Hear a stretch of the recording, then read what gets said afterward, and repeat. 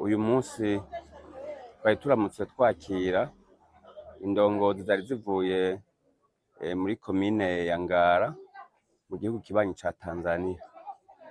Biri mu rukurikirane rw'izindi nama duhora tugirana, bari baje kutwishura kuko na twebwe mu mwaka wa 2024 twari twasimbiyeyo turaganira ku bijanye n'amahoro n'umutekano mwaya makomine yacu nanarya dusanzwe dusangiye n'urubibe n'ababanyi rero, kuko aba bavukanyi bo mu gihugu ca Tanzania turagenderanira, kuko abanyagihugu ba komine Muyinga bararemera y'amasoko n'abanyagihugu ba komine ya Ngara nabo nyene bararemera isoko ngaha muri komine Muyinga.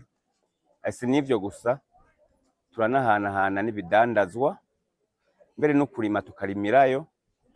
Urumva reko dusangiye vyinshi.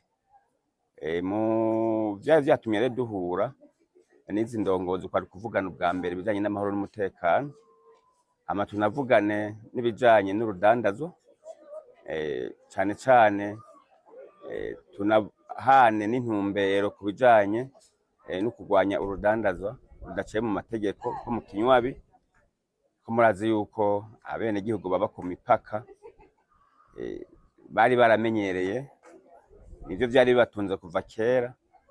Nibe twarimo turavugana n'ibijanye no guhanahana inkozi z'ibibi, kwiyo abantu basanzwe ari ababanyi ntibasangira ivyiza gusa, n'ibibi barabisangira.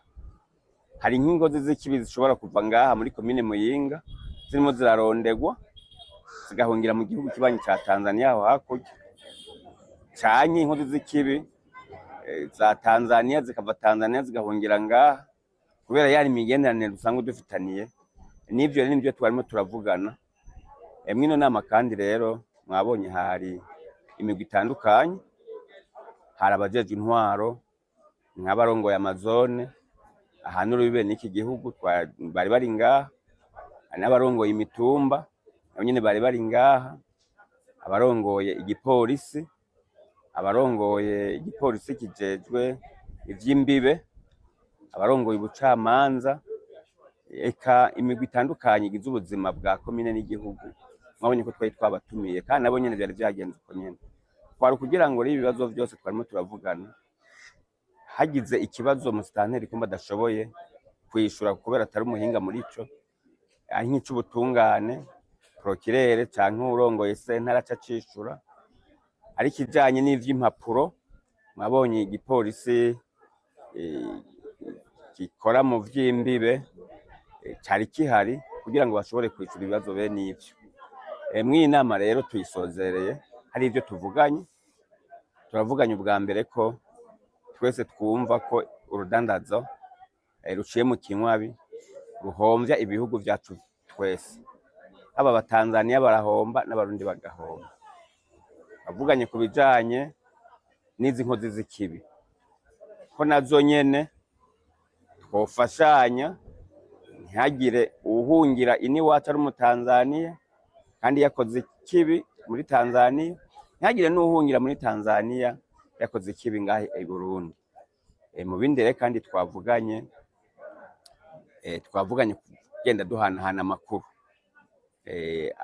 Mwaka kanya abitavye inama barimo barahanahana amanimero ya telefone kugira ngo ikintu cose cosaba ko umwe wese aronka inkuru muri Tanzania canke mu Burundi gishobore kunyaruka. Ivyamwa vya mbere tumaze kubona rwa rudandazwa ruciye mu kinywabi waragabanutse, kuko twese impande zose twakoze. Ntawe uvuga ko gwaheze, kuko kurwanya fraude ntiwoyigwanya burundu gose ngo ugire, mugabo turabona ko gwagabanutse biboneka. Ibindi vyamwa tubona, abarundi bagenda kwisuma mu gihugu kibanyi ca Tanzania barakunda gukubagurwa cane ku bwinshi, bakambuga utwabo. Mwayo manama rero twagenda tuvuga duti yamara hari abenegihugu ba Tanzania bambura abarundi baba baje gukora hiyo.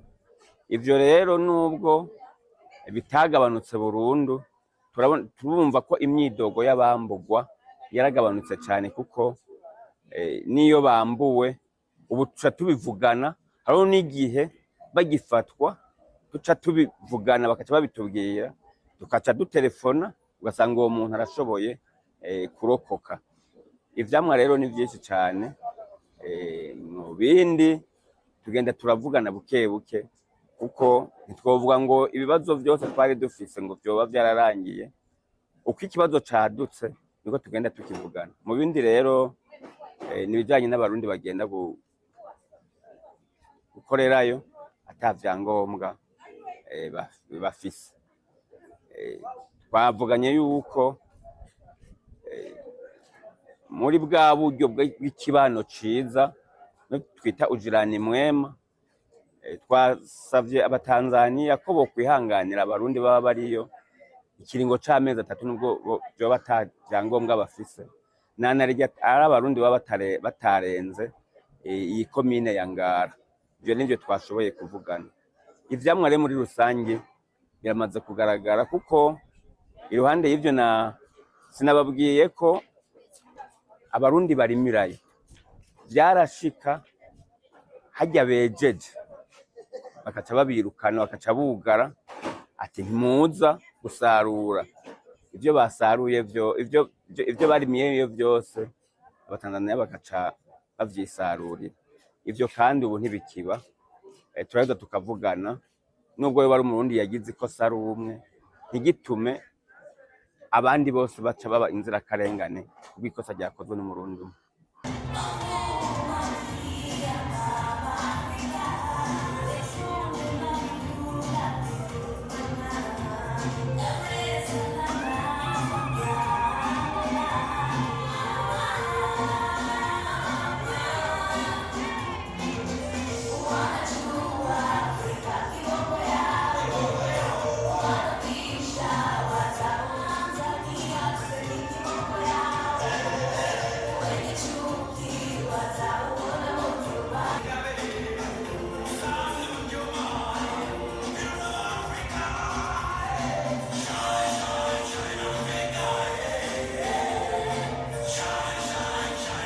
Kwa majina naitwa Steven Fabian Mtakasimba, afisa tarafa ya Rulenge, wilaya ya Ngara, mkoa wa Kagera. Ziara yetu hii lengo kubwa ni kudumisha mahusiano mema, ujirani mwema, na kwa sababu sisi tuliokuja kwenye wajumbe wa kamati ya ulinzi na usalama tarafa ya Rulenge tunashare baadhi ya vitu kutokana na jiografia ya eneo letu lilivyo. Kwa hiyo tunabadilishana uzoefu, tunaambiana wahalifu wanapita wapi na ni namna gani ya kuweza kusaidiana kuzuia mambo ya kihalifu. Faida kubwa tunazozipata kutokana na jiografia kama nilivyosema awali, kwa sababu tunaingiliana na maeneo yetu kwa asilimia kubwa, especially tarafa ya Rulenge, watu wanapita kwenye vichochoro, kwenye vipenyo ambavyo sio njia rasmi. Sasa kutokana na uzoefu huu watu wanafanya uhalifu, na uhalifu hauna mpaka. Uhalifu anaweza kafanya Mtanzania akakimbilia Burundi, na uhalifu anaweza kafanya Mtanzania akakimbilia Burundi na yeye. Kwa hiyo tunasaidiana kubadilishana uzoefu, na vile vile tunaambiana sasa hivi kwenye eneo letu uhalifu umekuwa mkubwa sana wa vyombo vya moto, na vyombo vya moto wanakimbilia kuvileta Burundi, na mtu huyo anakuta anajificha huko. Sasa unakuta wananchi wa Tanzania wa pale tarafa ya Rulenge wanashindwa kuingia moja kwa moja huku, lakini tukiwa tuna mawasiliano na viongozi, tunabadilishana mawasiliano, tunapeana taarifa. Na uzuri sasa hivi kwa mfumo wa digitali, hata kama kitu kimeibiwa unapiga picha, unaweza kumtumia kiongozi, kuna kitu chombo cha moto hiki hapa kimeibiwa, au kuna mhalifu huyu hapa inasemekana anatoka kwenye eneo lako.